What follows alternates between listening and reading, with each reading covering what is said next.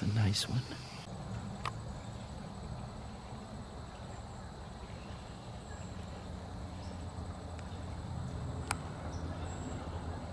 This entire area got timbered during the summer. And this is the first time I've been here.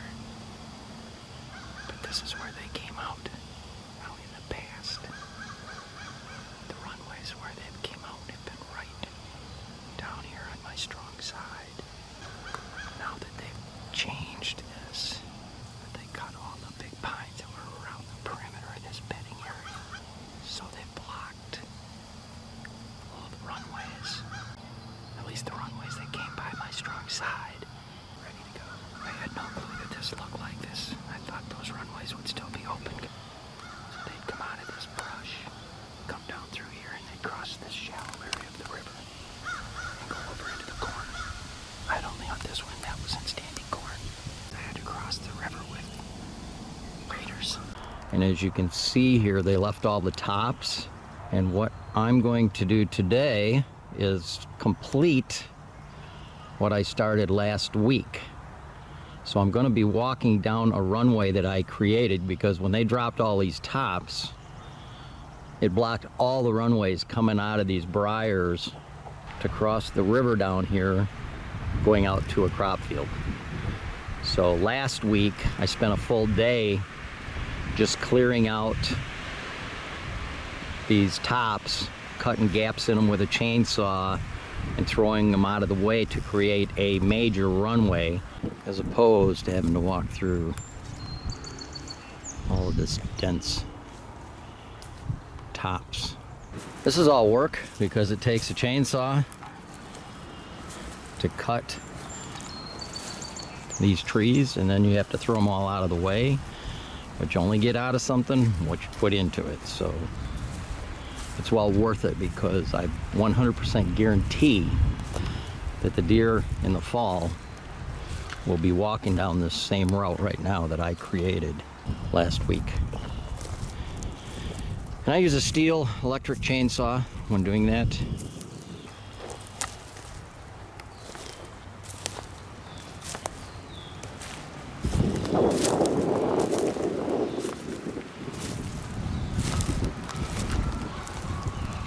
I think it's pretty obvious to see this lane as being the path of least resistance. Coming down through here.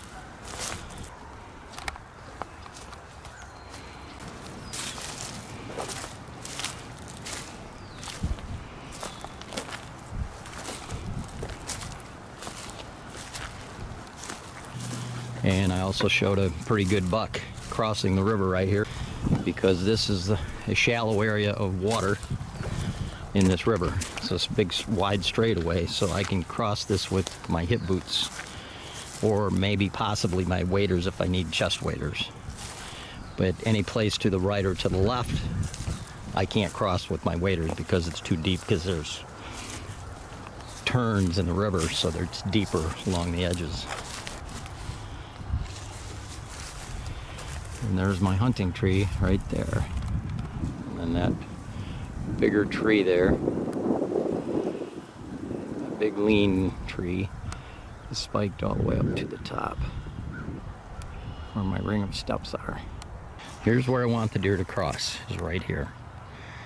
You can see how that's dished out right there, going into the river. That's shallow, all the way across there. Cross this river in my hip boots or waders. Put the waders right on the bank in a plastic bag, and then I literally walk 15 yards maximum to the tree I'm hunting from. So the deer can come along the edge of this river, right through here, down that edge, coming from a swamp over there, or they can come through this area here, which, as you can see, it's already got a lot of briars in it. And those briars, because this year it's going to be totally open to the sunlight, they are going to be seriously dense. And we are going to create one more runway coming out of those briars, because there's a little openings back in there. But all along the perimeter, there's this huge amount of tops. They really have to work their way around these tops. So I'm going to create a nice, easy runway for them to come through those briars and come right to this location where I'm at. Well, I already created one, and now I'm going to create two, and they're both going to V down to this spot that I'm at right now. I want a runway coming from that direction because I already have one coming down this edge over here. I want one coming from that direction through all those what'll be really tall, nasty briars, coming down to this spot right here that crosses the river. Because once I get up into those briars, it's considerably more open. So what I have to do is clear out something through here from that opening up in the briars to where I'm at.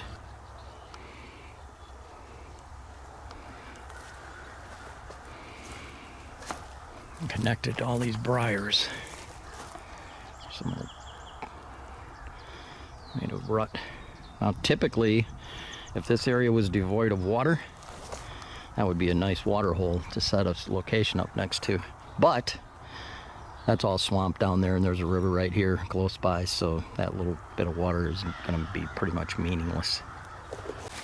But just like the deer want to use the path of least resistance when traveling, I want to use the path of least resistance right now when making a runway. The less I have to work, the better I'm going to like it. Bringing this runway right up through where I'm at is going to be probably exactly what I do.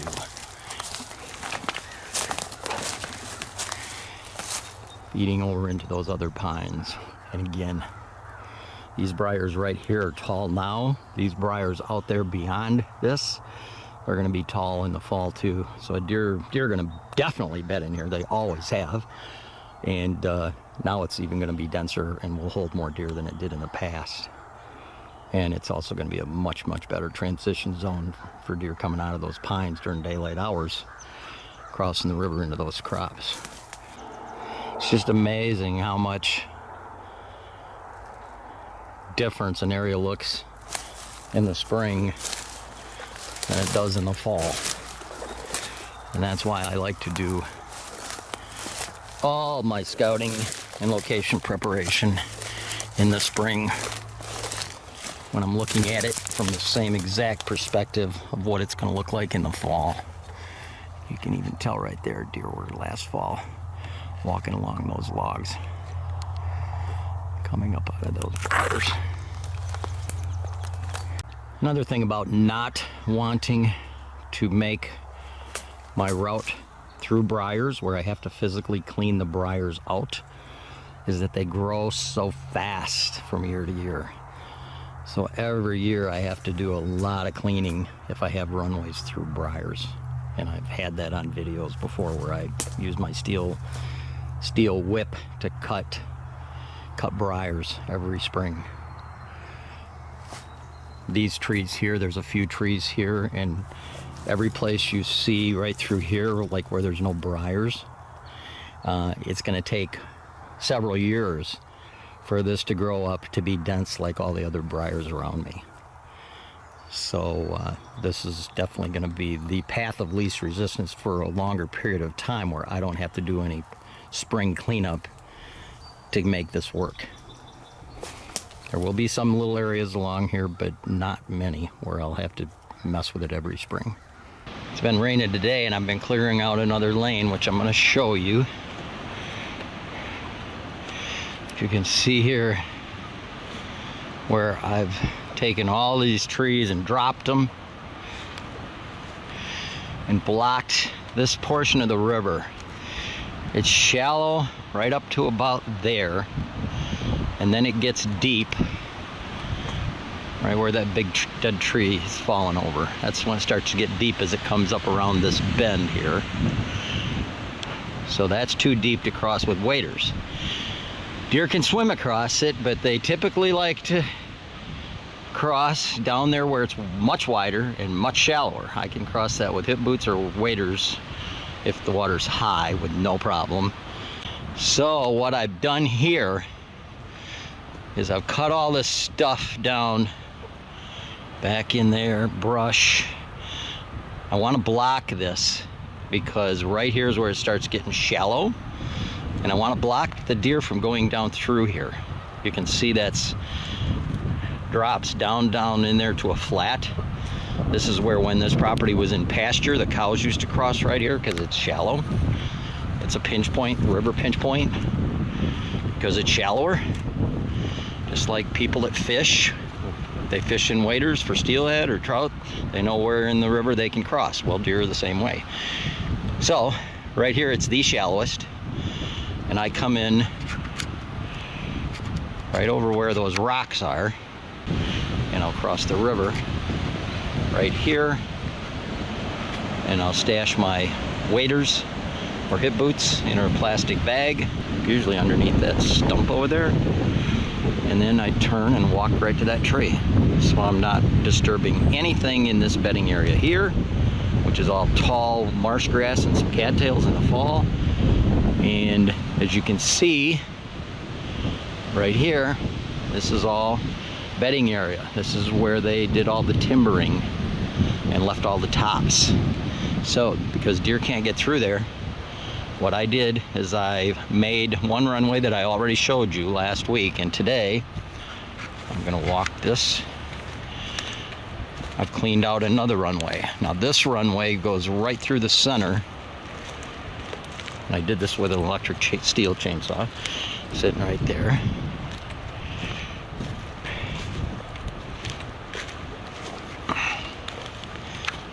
Those things are worth their weight. They are awesome. I've been surprised how long a battery lasts.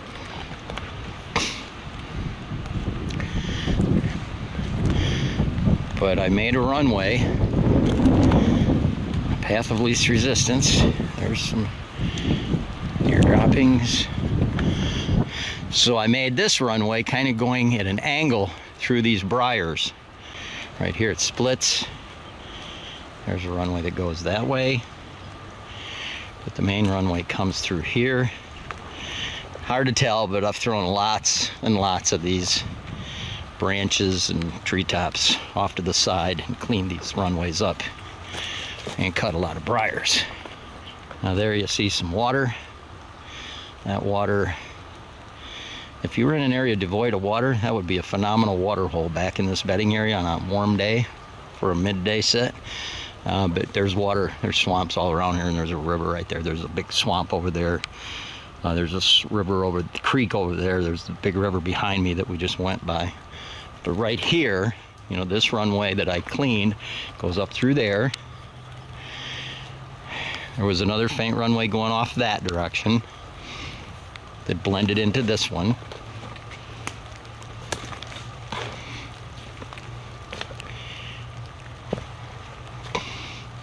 I knocked these trees down.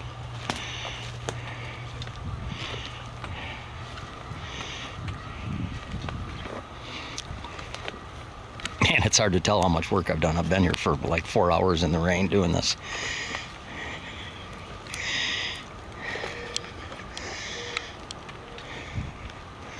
But you can see this runway.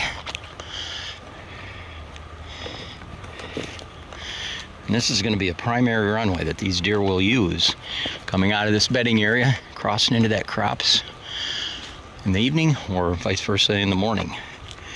Right here you can tell. Cut down some of this autumn olive. There's a little faint runway going up that way. There's a runway going up through here. Runway there, runway there, runway here, all converging into this one.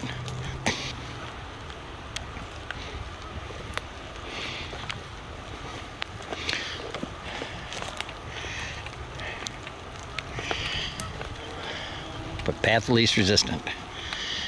Path of least resistance, that's what deer like. And there will definitely be deer bedded in this as this thickens up. There's been deer bedding in it anyway, but as it thickens up, it's just going to get much, much better. Deer do a lot of their rubbing in bedding areas. That's why a lot of people that don't hunt bedding areas may not see a lot of rubs. You get in a bedding area, there's rubs all over the place if you got the right type of saplings and trees for them to rub on. But you can tell how easy this is now to get down. And when I started clearing it, it looked a lot like some of that stuff right there. There's another rub from last year. It's another little rub from last year.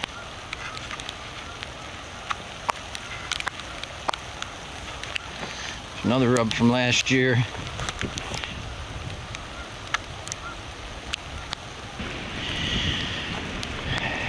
Here are a couple more rubs.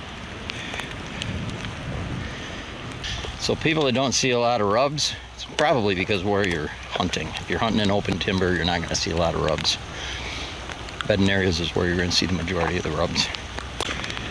So I've got two major runways leading down to this river crossing, which is right there. I'm all done. I'm soaking wet and got this done finally. So this is all ready for this fall. This should be one of the best locations on this piece of property. This is going to be thick, huge bedding area over there, bedding area over here. There's at least three bedding areas that feed into this briar area where they cut all these trees and left all these tops. And I just made two major runway openings, cleared them out, even the briars. I cleared the briars out so that deer will have a path of least resistance right to the spot where the shallow area is of the river, where they cross it to get to the crops. And it's right 18 yards from my tree. And all this stuff back in behind me is all the stuff that I cut along here, and I piled it here so the deer can't cross any place other than right there where I want them to cross. So I write a lot and I talk a lot about altering runways and stuff, and this is what I'm referring to. Altering traffic. You can alter traffic to make it go by your tree, but you want to do it this time of year during post-season because it's too much scent, too much odor. No matter what you do, in the fall it's going to be 80 degrees and you're going to sweat and you're going to leave a lot of odor, and plus you're changing a visual. This time of year by the fall everything is going to be habit. You know, switching to the runways I've opened up is going to become habit by fall. So they'll be totally used to using it and feel very secure going through all this heavy security cover of briars in the fall. If interested, the links to many of the podcasts I've been on, or for information about my 2-day whitetail workshops that take place in March and April, please visit my website at deer-john.net.